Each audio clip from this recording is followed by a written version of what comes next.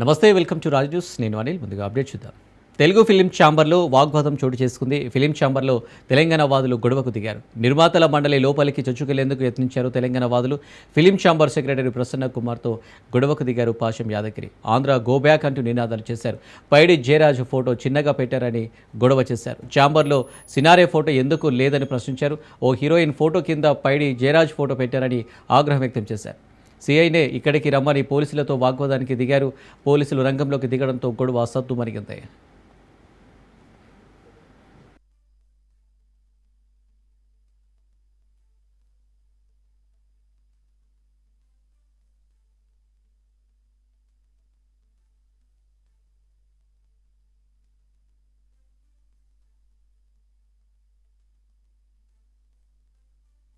ఎందుకు వస్తున్నాయి మేము పోలీసు రాజ్యం అయితే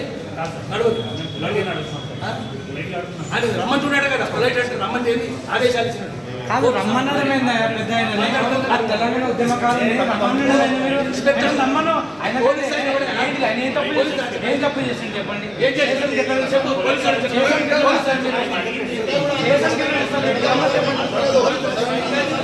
ఆయన తెలంగాణ ఉద్యమకారుడు, సీనియర్ అయినా ఉద్యమకారుడు. ఎట్లా పిలుస్తారు మీరు? వాళ్ళ కిందనే ఉంటారా మీరు? అంతే ఇంకా ఎప్పటికీ పోలీసు రమ్మని మీరు డీసీపీ ఎవరు రమ్మని డీసీపీ రమ్మని డీసీపీ నేను పిలుస్తున్నా. డీసీపీ ఎవరు రమ్మని డీసీపీ పిలుస్తాను. డీసీ నాకు స్వయంగా పిలుస్తాను. ఏం మాట్లాడుతున్నావు? అంత అర్థరాయా? అంత ఆయన ఏం తప్పు చేసిందని రమ్మంటారు. ఏంది స్టేషన్ పిలవడం మొత్తం ఎట్లా తయారంటే ఎందుకు వస్తున్నాయి మేము పోలీసు రాజ్యం అయితే నడవదు. ఆయన రమ్మంటున్నాడు కదా, పొలైట్ అంటే రమ్మని ఏంది ఆదేశాలు ఇచ్చినాడు. కాదు. రమ్మన్నదమైందా పెద్ద మంచిర్యాల జిల్లా భీమారంలో ఇందిరమ్మ ఇళ్ల లబ్ధిదారులు ఆందోళనకు దిగారు. భీమారం మండలంలోని పొలంపల్లి గ్రామంలో ఇందిరమ్మ ఇళ్ల జాబితాలో తమ పేరు తొలగించారని పురుగుల మందు డబ్బాతో ఆందోళనకు దిగారు.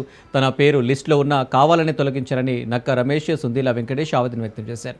స్థానిక గ్రామ పంచాయతీలో గ్రామ కార్యదర్శితో వాగ్వాదానికి దిగారు బాధితులు. తమకు న్యాయం చేయకపోతే గ్రామ పంచాయతీ ముందే పురుగుల మందు తాగి ఆత్మహత్య చేసుకుంటామని హెచ్చరించారు.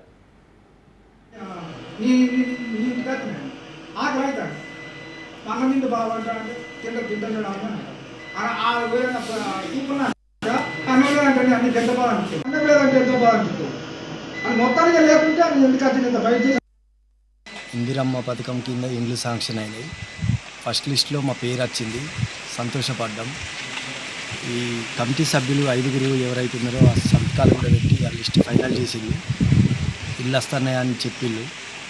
ఇల్లు శాంక్షన్ అయినాక ఎంపీడీఓ సార్ ఆఫీస్లో ఏం జరిగిందో 2 పేర్లు నక్క రాజశేఖర్, సుందిల్ల వెంకటేష్, ఈ 2 పేర్లను డిలీట్ చేసి అధికారులు గ్రామ పంచాయతీ సెక్రటరీ ఉన్న ఎంపీడీఓ సార్ ఈ 2 పేర్లను డిలీట్ చేసి లంచం తీసుకొని వేరే ఫస్ట్ లిస్ట్లో లేని పేర్లను ఇప్పుడు ఇల్లు ప్రొసీడింగ్ ఇవ్వడం జరిగింది.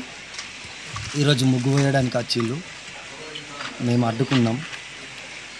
మందు తాగైనా చనిపోతాం, ఎందుకంటే మా పేర్లు ఫస్ట్ లిస్టులో వచ్చినాయి. మాకు ప్రభుత్వమే అండగా మాకు ఇల్లు లేదని గుర్తించి మా కమిటీ సభ్యులు అందరు కలిసి మాకు ఇల్లు శాంక్షన్ మాకు ఇల్లు రప్పించడం జరిగింది. అయినా అధికారులు కొంతమంది లంచాలకు పాల్పడుతూ డబ్బులు తీసుకుంటూ సికింద్రాబాద్ ఇండియన్ స్పర్మ్ టేక్ సెంటర్లో అధికారులు తనిఖీలు చేపట్టారు. స్పర్మ్ కేంద్రంలో వైద్యారోగ్య శాఖ అధికారులు క్లూస్ టీమ్ తనిఖీలు చేపట్టారు. ఏమైనా దుశ్చర్యలకు పాల్పడుతున్నారా అనే అంశంపై అధికారులు చర్యలు చేపట్టారు.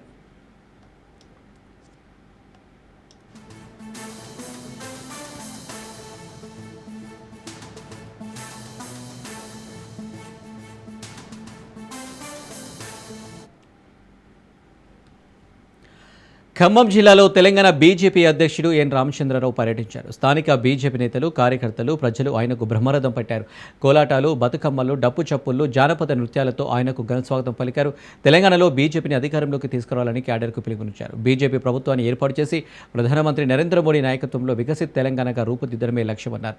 ఖమ్మం జిల్లాలో బీజేపీ రాష్ట్ర అధ్యక్షుడు రామచంద్రరావు ఖమ్మం జిల్లా పర్యటన పార్టీ శ్రేణిలో నూతన ఉత్సాహం నింపింది.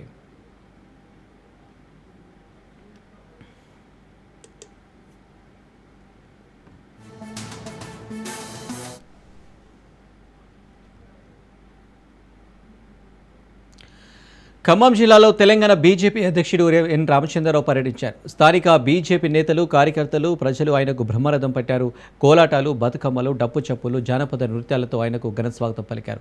తెలంగాణలో బీజేపీని అధికారంలోకి తీసుకురావాలని క్యాడర్కు పిలుపునిచ్చారు. బీజేపీ ప్రభుత్వాన్ని ఏర్పాటు చేసి ప్రధానమంత్రి నరేంద్ర మోడీ నాయకత్వంలో వికసిత్ తెలంగాణగా రూపుదిద్దడమే లక్ష్యమన్నారు. ఖమ్మం జిల్లాలో బీజేపీ రాష్ట్ర అధ్యక్షుడు రామచంద్రరావు ఖమ్మం జిల్లా పర్యటన ఆ పార్టీ శ్రేణుల్లో నూతనోత్సాహం నింపింది.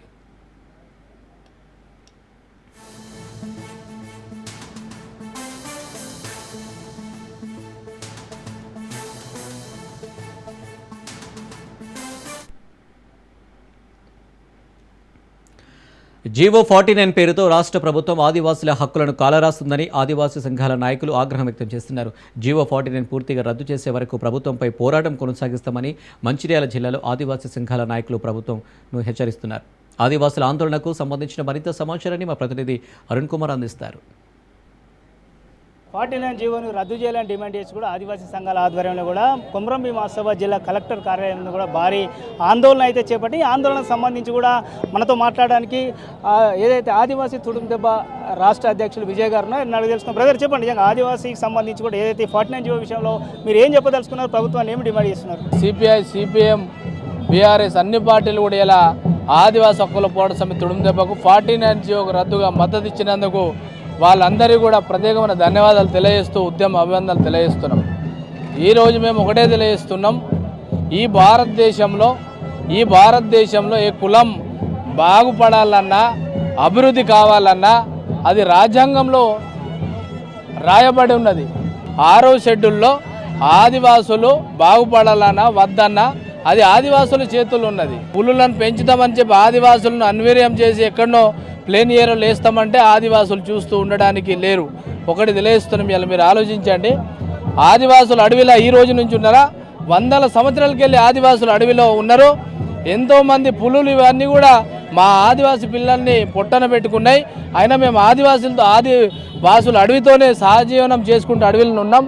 కానీ ఇవాళ వీళ్ళకు ఏదైతే ఖనిజ సంపద ఉన్నదో ఆ ఖనిజ సంపదను దోచుకోవడానికి ఇక్కడున్న ఆదివాసులతో పాటు గిరిజనేతరులు కూడా 339 గ్రామాలను లేపేయడానికి వీళ్ళు సంసిద్ధమయ్యారంటే ఇది చాలా తీవ్రమైన చర్య అని చెప్పి నేను తెలియజేస్తున్నా.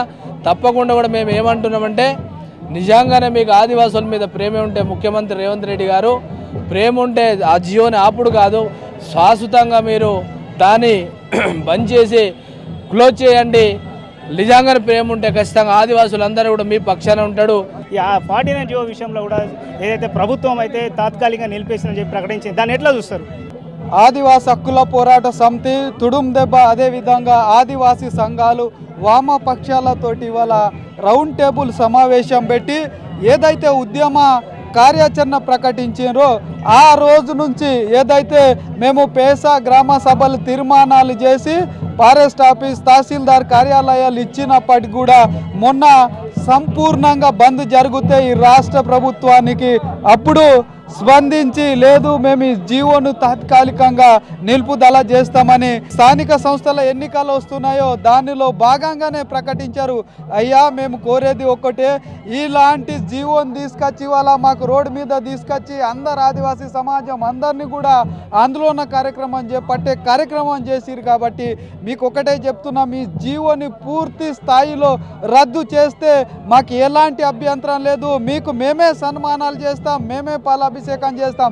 కానీ ఏదో డ్రామా కోసం చేసి ఇవాళ మేము చేసినామని ఉద్యమానికి విచ్ఛిన్నం చేయడానికి, ఉద్యమానికి విడగొట్టడానికి ఆదివాసీ సమాజంలో కూడా వర్గాలుగా చేసే కుట్ర ఇవాళ కాంగ్రెస్ ప్రభుత్వం చేస్తున్నది. కోసం కూడా ఆదివాసీ సంఘాలు చేస్తున్నట్టు ఆందోళనకు అయితే సిర్పూర్ బీజేపీ ఎమ్మెల్యే పాలు హరీష్ బాబు అయితే మద్దతు తెలిపింది. దీనికి సంబంధించి కూడా మనతో మాట్లాడడానికి సిద్ధంగా ఉన్నారు. సార్ చెప్పండి, 49 జీవో విషయంలో రాష్ట్ర ప్రభుత్వం అయితే కేంద్ర ప్రభుత్వం దాన్ని తీసుకొచ్చింది అనేటువంటి అదే చెప్తా ఉన్నారు. దాని విషయంలో మీరు ఏం చెప్పదలుచుకున్నారు?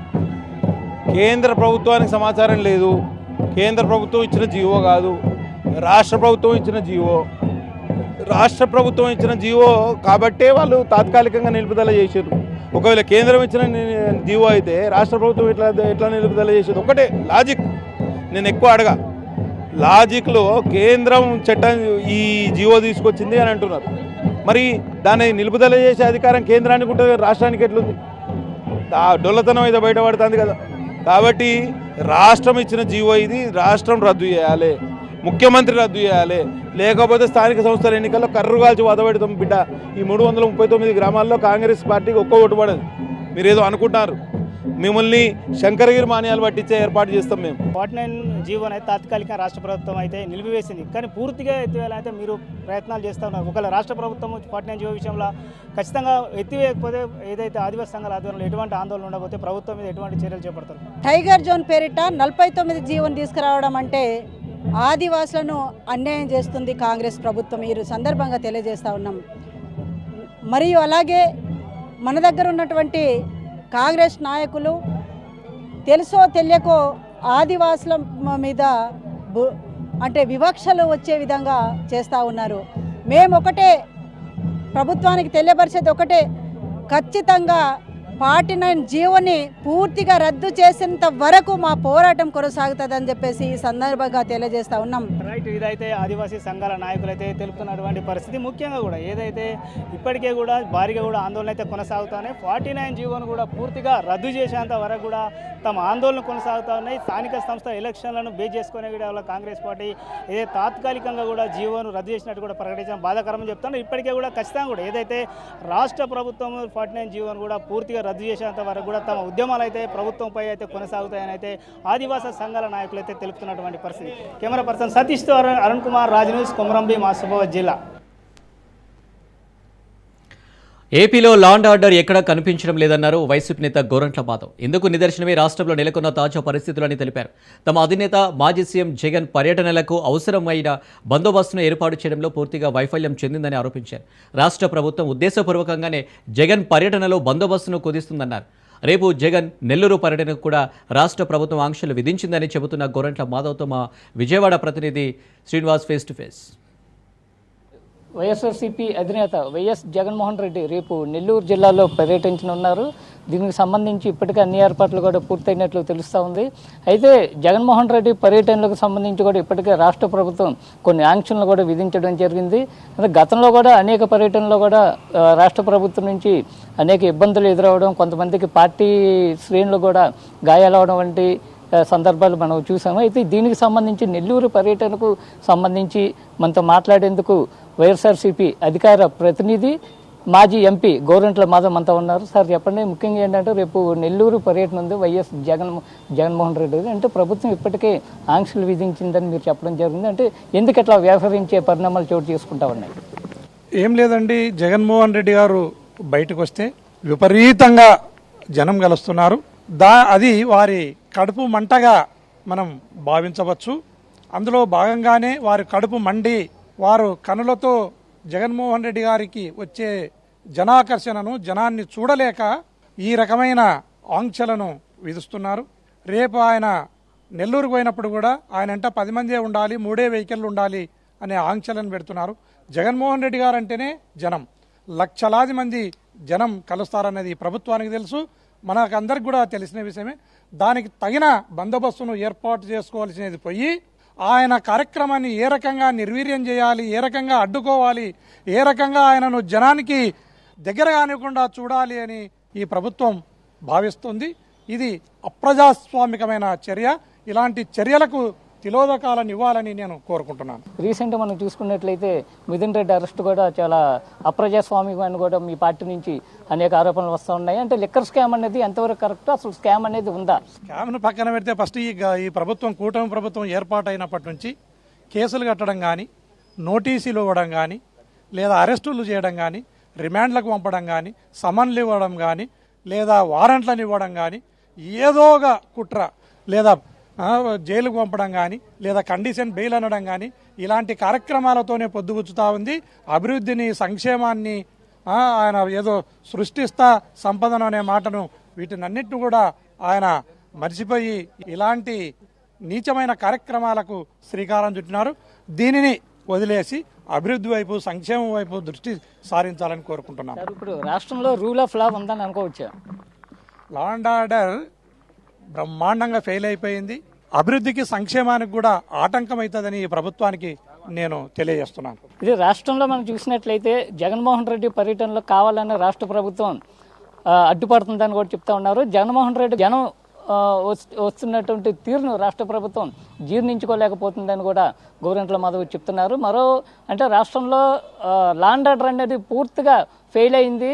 అభివృద్ధి ఈ కక్షలు వైపు దృష్టి పెట్టే కన్నాను అభివృద్ధి సంక్షేమం వైపు రాష్ట్ర ప్రభుత్వం దృష్టి పెడితే ప్రజల్లో ఒక మంచి ఒపీనియన్ అనేది రాష్ట్ర ప్రభుత్వమే ఉంటుందని కూడా గోరంట్ల మాధవ్ రాజ్ న్యూస్కు చెప్పడం జరిగింది.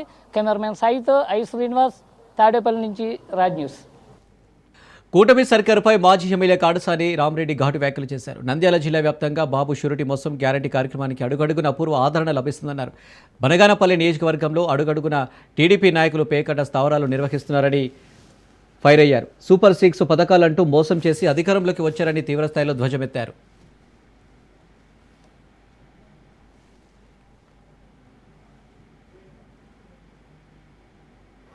ఈ గ్రామంలో మొదటగా 25 పెన్షన్ ఉండేది, 80 పెన్షన్ ఉండేది, దాదాపు 160 పైగా పెన్షన్లు ఈ గ్రామానికి రావడం జరిగింది. అంటే సగానికి సగం మరి పెన్షన్లు కూడా పెంచడం. ఎప్పుడు కూడా మీరు ఏ పార్టీ, తెలుగుదేశమా, కాంగ్రెసా, వైసీపీ, ఏ పార్టీ అని కూడా ఎప్పుడు ఆలోచన చేయలేదు. ముఖ్యంగా ఈ గ్రామం యొక్క అభివృద్ధి విషయంలో సుధాకర్ రెడ్డి గారు, ఎందుకంటే నేను చాలా రోజుల నుంచి రాజకీయాల్లో ఉన్నాను, మరి ఎవరైనా కూడా శాంక్షన్ చేసిన తర్వాత మరి పనులు చేసిన తర్వాత బిల్లులు అడగడం జరుగుతుంది. సుధాకర్ రెడ్డి అనే వ్యక్తి పనులు శాంక్షన్ కాకముందే పనులు పూర్తి చేయడం జరుగుతుంది. పనులు పూర్తి చేసిన తర్వాత మళ్ళీ శాంక్షన్ చేసి మళ్ళీ బిల్లులు తీసుకునే పరిస్థితి. ఈరోజు ఈ గ్రామంలోనే కాదు, చాలా వరకు గ్రామాల్లో కూడా ఈరోజు మనకు అమడాల గ్రామం ఉంది. అమడాల్లో చాలా వరకు రైతులు పొలాలకు వెళ్ళాలంటే కూడా ఆ యొక్క దుర్యోగులు దాటుకొని వెళ్ళే పరిస్థితి ఉండేది. మరి అటువంటి పరిస్థితుల్లో మనం ఎన్నికల టైంలో హామీ ఇచ్చినాం, హామీ నెరవేర్చాలనే ఉద్దేశంతో సుధాకర్ గారికి ఆ పని అప్పచెప్తే 2 నెలల్లోనే పూర్తి చేయడం జరిగింది. అదేవిధంగా కంపంలో కూడా ఈ విధంగా చాలా గ్రామాలు, ఈ కోయిలకొండ మండలమే కాదు, సంజామల మండలము, కోయిలకొండ మండలము, అవుకు మండలాలు. పవన్ కళ్యాణ్ నటించిన హరిహర వీరమల్లు సినిమాను చూడాలన్నారు మంత్రి నాదెండ్ల మనోహర్. ప్రతి ఒక్క జనసేన కార్యకర్త హరిహర వీరమల్లు సినిమా చూడాలని, డబ్బులు పెట్టి ఇతరులకు కూడా సినిమా చూపించాలని నాదెండ్ల కోరారు. డబ్బులు లేని ప్రజలకు జన సైనికులు డబ్బులు ఇచ్చి మరీ సినిమా చూపించాలని నాదెండ్ల మనోహర్ కోరినట్లు ఉన్న వీడియో చక్కర్లు కొడుతుంది.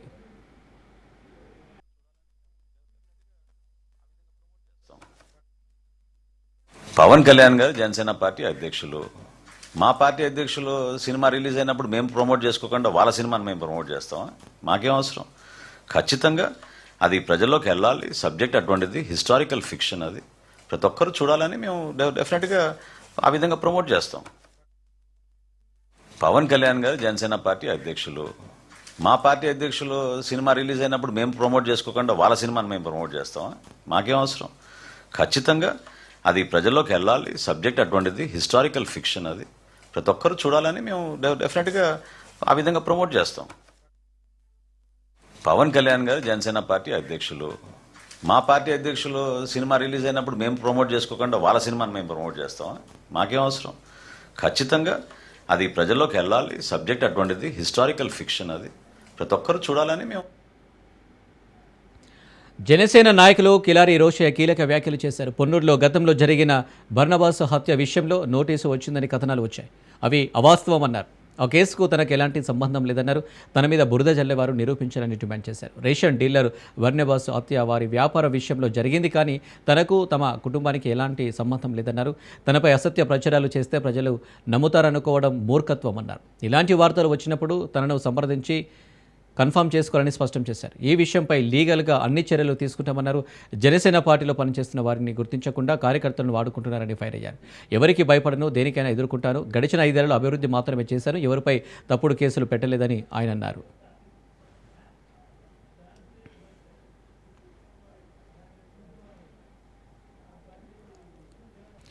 బంజారాహిల్స్ ఎమ్మెల్యే కాలనీలో పెద్దమ్మ గుడిలో అమ్మవారి విగ్రహం తరలింపుపై హిందూ భక్తులు ఆగ్రహం వ్యక్తం చేశారు. అమ్మవారు వెలిసిన ఆలయ ప్రాంతానికి బోనాలు ఎత్తుకుని పెద్ద ఎత్తున తరలివచ్చారు. భక్తులతో పాటు పలువురు పోదరాజులు అక్కడికి చేరుకొని అమ్మవారు కళలలో కనిపించి తాను వేసినట్టు చెప్పిందని, అందుకే తాము ఇక్కడికి వచ్చామన్నారు. హిందూ దేవుల జోలికి వస్తే ఇబ్బంది పడతారని, పెద్దమ్మ తల్లి అమ్మవారి విగ్రహ ప్రతిష్టతో పాటు ఆలయ నిర్మాణం చేపట్టాలని డిమాండ్ చేస్తున్న పోతరాజులతో మా ప్రతినిధి రత్న ఫేస్ టు ఫేస్. పెద్దమ్మ ఆలయం వద్దకు ఇటు భక్తులతో పాటు పోతురాజులు కూడా చేరుకుంటున్నారు. ఖచ్చితంగా తమకు అమ్మవారి కల్లోకి వచ్చింది, గుడి నిర్మించాలంటూ కూడా డిమాండ్ చేస్తున్నారు. ప్రజెంట్ మనతో పోతురాజులు ఉన్నారు. ఏం చెప్తారు ఇప్పుడు ప్రస్తుతం జరుగుతున్న ఇన్సిడెంట్? మాకు గుడి కడితే చాలంతే, మాకు ఏం అంతకన్నా ఎక్కువ మేము ఆశించలేము. మా అమ్మవారి గుడి మాకు రావాలి, పాత గుడి ఎట్లుంటే అట్లా ఉండాలంతే. అమ్మవారి గుడి కట్టిన తర్వాత మళ్ళీ మేము 20 మంది పోతురాజులతో మళ్ళీ మేము చేస్తాం, కానీ మాకు అమ్మవారి గుడి కావాలంతే. ఎప్పటి నుంచి ఇక్కడ అమ్మవారికి సంబంధించి కూడా ఇక్కడ కార్యక్రమాలు అనేవి కూడా ఎప్పటి నుంచి చూస్తున్నారు, మీరు ఏం చెప్తారు? మేము మా బ్రదర్ వాళ్ళు పూజలు చేస్తారు, వాళ్ళు ఒక 20 ఇయర్స్ నుంచి చేస్తారు. వాళ్ళు ఉండేది మొత్తం ప్రాపర్ ఇండే మా అన్న వాళ్ళది. సో అంటే ప్రజెంట్ ఇక్కడికి వచ్చినటువంటి వాళ్ళందరినీ కూడా ఇటు పోలీసులు ఇక్కడ నుంచి పంపించి వేసేస్తున్నారు. ఆల్రెడీ అమ్మవారి విగ్రహాన్ని కూడా తొలగించారని చెప్తున్నారు. వీటన్నిటికి సంబంధించి ఏం చెప్తారు? అవన్నీ ఏం కాదన్న, అమ్మవారు వస్తుంది, అమ్మవారు పక్కా మళ్ళీ ఎట్లున్న గుడి అట్లా వస్తుంది అంతే. అమ్మవారికి మించి ఏం లేదు. ఎవరికి గుడి గుల కొట్టిరో వాళ్ళకి మళ్ళీ డబల్ అవుతుంది. వాళ్ళ ఇల్లులు కూలిపోతాయి, వాళ్ళకి మొత్తం వాళ్ళ ఇల్లు ఏం కుటుంబం ఏం బాగుపడది. వాళ్ళు పోయి అమ్మవారితోనే పెట్టుకుంటారు. ఫస్ట్ ఆఫ్ ఆల్ మా హిందువుల మీదే పెట్టుకుంటారు అంతే. మా గుడి ఎట్లుందో అట్లా కావాలి, అమ్మవారు ఎట్లుందో అట్లా కావాలి అంతే. ఏం చెప్తారు? అదే అన్న, మా అమ్మవారి గుడి మాకు కావాలి, దానివల్లనే మేము ఇక్కడ రావడం అనేది జరిగింది. గుడి మాకు కావాలి, వస్తుంది ఎట్లయినా. ఖచ్చితంగా ఇక్కడ అమ్మవారి గుడిని నిర్మించాలి అనేటువంటి విషయాలను తెలియజేస్తూ ఉన్నారు. ఖచ్చితంగా ఇటు హిందువుల మనోభావాలను దెబ్బతీయొద్దు, ఖచ్చితంగా అమ్మవారిని ప్రతిష్ఠించాలి. తమకి కలలో రావటం కారణంగానే తాము ఇక్కడ దాకా రావటం జరిగిందనేటువంటి విషయాన్ని కూడా పోతురాజులు తెలియజేస్తున్నటువంటి పరిస్థితి కనిపిస్తుంది. కెమెరా పర్సన్ భరత్తో రత్నకుమార్, బంజారాహిల్స్ నుంచి. బంజారాహిల్స్ ఎమ్మెల్యే కాలనీలో ఉద్రిక్తత చోటు చేసుకుంది. ఎమ్మెల్యే కాలనీలో పెద్దమ్మ వెలిసిన ప్రాంతంలో బోనాలు సమర్పించేందుకు భారీగా భక్తులు తరలిరాగా నటి హిందూ భక్తురాలు కరాటే కళ్యాణి సైతం బోనం ఎత్తుకొని వచ్చారు. కాగా అమ్మవారికి బోనం సమర్పించేందుకు వచ్చిన భక్తులను చెదరగొట్టడంపై ఆగ్రహం వ్యక్తం చేశారు కళ్యాణి. అమ్మవారి విగ్రహాన్ని పెద్దమ్మ గుడిలో పునఃప్రతిష్ఠించాలని, గుడి కట్టించే బాధ్యత ప్రభుత్వం తీసుకోవాలని డిమాండ్ చేశారు. భక్తులను చెదరగొట్టడంపై ఆగ్రహం వ్యక్తం చేస్తూ అధికారులు గుడి నిర్మాణం చేసే వరకు బోనాలు వస్తూనే ఉంటాయని, బోనం తెచ్చిన తనను పోలీసులు ఇష్టం వచ్చినట్లు నెట్టేసి అవమానించారని అంటున్న కరాటే కళ్యాణితో మా ప్రతినిధి Ratna face to face. Banjara Hills MLA కాలనీలో పెద్దమ్మ తల్లి ఆలయం వద్ద జరుగుతున్నటువంటి పరిణామాలకు సంబంధించి ప్రజెంట్ మనం స్పాట్లో ఉన్నాం. ప్రస్తుతం మన దగ్గర కరాటే కళ్యాణ్ గారు, ఆమె బోనం తీసుకొని రావడం జరిగింది. ఒకసారి మాట్లాడించి అసలు పరిస్థితికి సంబంధించి కూడా అడిగి తెలుసుకుందాం. మేడం, ఏం చెప్తారు? ఇక్కడ జరుగుతున్నటువంటి పరిణామాలు అనేవి చాలా ఉద్రిక్తంగా ఉన్నాయి, ఏం చెప్పాలి? పరిస్థితుల్ని నెలకొల్పేటట్టు చేస్తుంది ఈ కాంగ్రెస్ ప్రభుత్వం. అమ్మవారికి బోనం సమర్పించుకోవడం కూడా తప్పే, అమ్మవారికి బోనం ఇవ్వడం కూడా ఆడపిల్లల ఆచారమైనప్పుడు కూడా దాన్ని కూడా అడ్డుకోమని పోలీసులు పురమాయించారు. పోలీసులు వాళ్ళ డ్యూటీ వాళ్ళు చేస్తారు. అంటే ఈరోజు మంగళవారం శ్రావణ మాసంలో పూజ చేసుకొని అమ్మవారికి బోనం ఎక్కించి ఇక్కడ అమ్మవారి రూపాన్ని తీసుకెళ్ళి ఎక్కడో దాచేసిన అమ్మవారి శక్తి ఉంది కాబట్టి ఇన్ని వేల మంది కార్యకర్తల దగ్గర నుంచి భక్తులందరూ కూడా తరలి వస్తున్నారు. ఇంత అమ్మ శక్తి ఉండబట్టి ఇంతమంది వేల మంది వచ్చి ఇక్కడ ఫైట్ చేస్తుంటే కొడుతున్నారు, తిడుతున్నారు, లాఠీ చార్జ్ చేస్తున్నారు. నన్నైతే ఇంకా చీర కూడా నాది ఊడిపోయేటట్లు లాగి కలిపోతుంటే నేను ఇట్లా పట్టుకున్న సిగ్గుపోతుంది మనకి ఆడపిల్లలని. బోనం ఒకవైపు అంటే ఆ రజాకార ప్రభుత్వం చూశాను మనం ఈరోజు. అందువల్ల మన ప్రభుత్వం ఏదైతే ఉందో ఇక్కడ మనం సిగ్గు లేకుండా మనం ఓట్లేసి గెలిపించుకున్నాం. హిందువులకి న్యాయం జరగదు. సో మనం ఏం చేయాలి అంటే నెక్స్ట్ టైం ఓట్లు వేయొద్దు, హిందువుల ఓట్లు ఈ ప్రభుత్వానికి ఓట్లు కావాలి అంటే మీరు మా గుడిని మాకు ఇవ్వండి. ఎన్ని 2 లక్షలు గజానికి కావాలి అని ఒక కాలు ఇచ్చిరంట. 100 గజాలకి 2 కోట్లు కావాలి అంటే మీరు అన్ని మతస్థుల కట్టడాలని మీరు ఎవరెవరిని అడిగారు? ఒక గజంకి 2 లక్షలు చెప్పున మీరు ఎంతమందికి ఎన్ని దగ్గరలో వసూలు చేశారు మాకు చూపించండి. హిందువులు అంటే అంత చులకన, హిందువులకు మాత్రం అడుగుతారా? ఎక్కడ సామాజిక స్పృహతో పనిచేస్తూ ఉంటాను. ఎవరికి ఏ పని జరిగినా ఎవరికి ఏ గుడికైనా బడికైనా అమ్మవారికైనా అయ్యవారికైనా అమ్మాయిలకైనా అబ్బాయిలకైనా కూడా నేను స్పందిస్తాను. ఎందుకంటే నాకు సామాజిక స్పృహతో చేస్తున్నాను. అంటే ఒకవైపున పోలీసులు ప్రతి ఒక్కరిని కూడా అదుపులోకి తీసుకుంటున్నారు. ఇక్కడ వచ్చినటువంటి భక్తులందరినీ కూడా ఇక్కడ నుంచి పంపించేస్తున్నారు. మరోవైపునేమో బోనాలు తీసుకొని మరలా భక్తులు ఇంకో వేరే సైడ్ నుంచి కూడా వస్తూనే ఉన్నారు. బోనాలు ఈరోజు ఆగవండి. బోనాలు సాయంత్రం రాత్రి వరకు కూడా బోనాలు వచ్చినా ఆశ్చర్యపోకండి. ఈరోజు మంగళవారం పంచమి, అమ్మవారికి బోనం ఎక్కించాలి. మా పని మేము చేస్తాం, ఖచ్చితంగా మా పని మేము చేస్తాం. ఎందుకు చేయకూడదు? మేము చెయ్యాలి. వాళ్ళెవరండి ఆపేయడానికి? ఎంతమందిని ఆపుతారండి? ఓకే, 48 అవర్స్ టైం ఇచ్చారు కదా, 48 అవర్స్ టైంలో కానీ ఏమాత్రం వీళ్ళు కానీ యాక్సెప్ట్ చేసి ఇవ్వకపోతే కలెక్టర్ గారు స్పందించారంటున్నారు సానుకూలంగా. లేకపోతే మేము చేసే పని మేము చేసేస్తాం. మేము చేసేది మేము చేస్తాం ఖచ్చితంగా. ఇప్పుడు 100 మంది వస్తే లక్షల మంది వస్తారు, అప్పుడు మొత్తం దిగ్బంధం చేస్తాం అంతే. జై శ్రీరామ్, జై పెద్దమ్మ తల్లి. ఖచ్చితంగా అమ్మవారి గుడిని, పెద్దమ్మ తల్లిని పునర్నిర్మించాలి. ఆలయాన్ని ఎవరైతే విగ్రహాన్ని ఇక్కడ నుంచి తరలించుతుందో వాళ్ళ మీద చర్యలు తీసుకోవాలి. ఇక్కడ ఆలయాన్ని పునర్నిర్మాణం చేసేంత వరకు బోనాలు వస్తూనే ఉంటాయి. హిందూ భక్తులు ఇక్కడ ఆందోళన నిర్వహిస్తూనే ఉంటారు. దీన్ని ప్రభుత్వం జోక్యం కల్పించుకొని ఇమ్మీడియట్గా అక్కడ ఆలయ నిర్మాణాలకు సంబంధించి ఎటువంటి ఆటంకాలు అనేవి లేకుండా కూడా చర్యలు తీసుకోవాలంటూ కూడా ఒకవైపున ఇటు నటి కళ్యాణి ఇక్కడికి చేరుకున్న కళ్యాణితో పాటు మరోవైపున హిందూ భక్తులందరూ కూడా తెలియజేస్తున్నటువంటి పరిస్థితి మనకి ఇక్కడ స్పాట్లో కనిపిస్తుంది. కెమెరా పర్సన్ భరత్తో రత్నకుమార్, బంజారాహిల్స్ నుంచి. ఆపరేషన్ సింధూర్పై లోక్సభలో చర్చ జరిగింది. ఆపరేషన్ సింధూర్పై కేంద్రం నిజాలు కూడా చెప్పాలని నిలదీశారు కాంగ్రెస్ ఎంపీ ప్రియాంక గాంధీ. ఆపరేషన్ సింధూర్ తర్వాత పాక్ సైనికాధిపతి అమెరికా అధ్యక్షుని కలిశారని, ట్రంప్ను సైనికాధిపతి కలిసినప్పుడు మన దేశ దౌత్య నీతి ఏమైందని ప్రశ్నించారు. విజయాలే కాదు అపజయాలు కూడా అంగీకరించాలన్నారు. పెహల్గాం ఉగ్రదాడి మన నిఘా సంస్థల వైఫల్యం కాదా అని, పెహల్గాం ఉగ్రదాడి బాధ్యత ఎవరిదని నిలదీశారు ప్రియాంక గాంధీ. देश के लिए अपनी जान देने के लिए तैयार रहते हैं। 1948 से लेकर अब तक, जब से पाकिस्तानी रेडर्स ने कश्मीर पे हमला किया, तब से लेकर अब तक हमारे देश की अखंडता की रक्षा करने में उनका बड़ा योगदान है। हमारी आज़ादी अहिंसा के आंदोलन से हासिल हुई, लेकिन जैसे मैंने कहा उसको कायम रखने के लिए हमारी सेना का बहुत बड़ा योगदान है। अध्यक्ष महोदय, कल मैं सदन में बैठी हुई सबके भाषण सुन रही थी। आदरणीय रक्षा मंत्री महोदय ने बोला, सत्ता पक्ष के कई मंत्रियों ने बोला। सुनते सुनते एक बात मुझे बहुत खटक रही थी। ऑपरेशन सिंदूर की बात कर ली, आतंकवाद की बात कर ली, देश की रक्षा की बात कर ली, इतिहास का पाठ भी पढ़ा दिया, लेकिन एक बात छूट गई।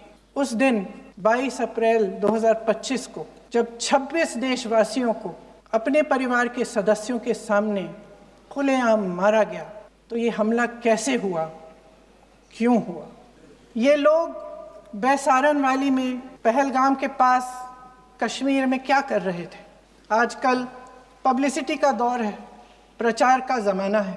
कुछ समय से हमारी सरकार ये प्रचार कर रही थी कि कश्मीर में आतंकवाद ख़त्म हो गया है, कि कश्मीर में शांति है, अमन चैन है। प्रधानमंत्री जी ने खूब भाषण दिए, देशवासियों को कहा कि चलिए कश्मीर चलिए, सैर करिए। कई बार मैंने ये भी देखा मीडिया पर, टीवी पर कि कश्मीर जाइए, ज़मीन खरीदिए, अब वहाँ अमन चैन है, शांति का वातावरण है। इसी बीच शुभम द्विवेदी, एक कानपुर के नौजवान, और उनके पूरे परिवार ने तय किया कि वो कश्मीर जाएंगे, जिसमें पूरा परिवार एक साथ बैठा हुआ ताश खेल रहा है और ऐसे हंस रहे हैं कि उस वीडियो को देख के किसी का भी दिल टूट जाए कि इस परिवार को इस तरह से उजड़ने क्यों दिया हमने।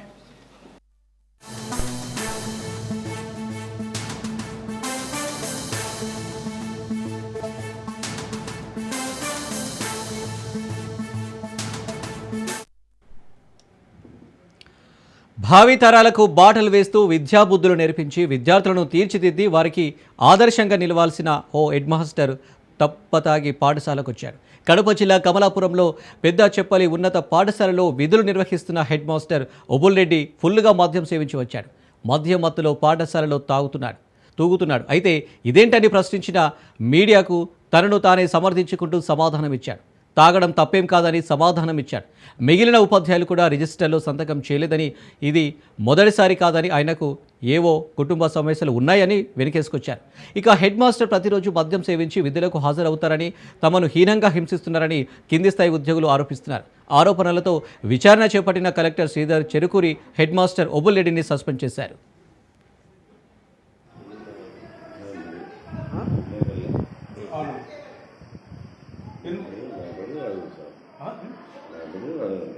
మీ పని మీరు అంటే మీ పని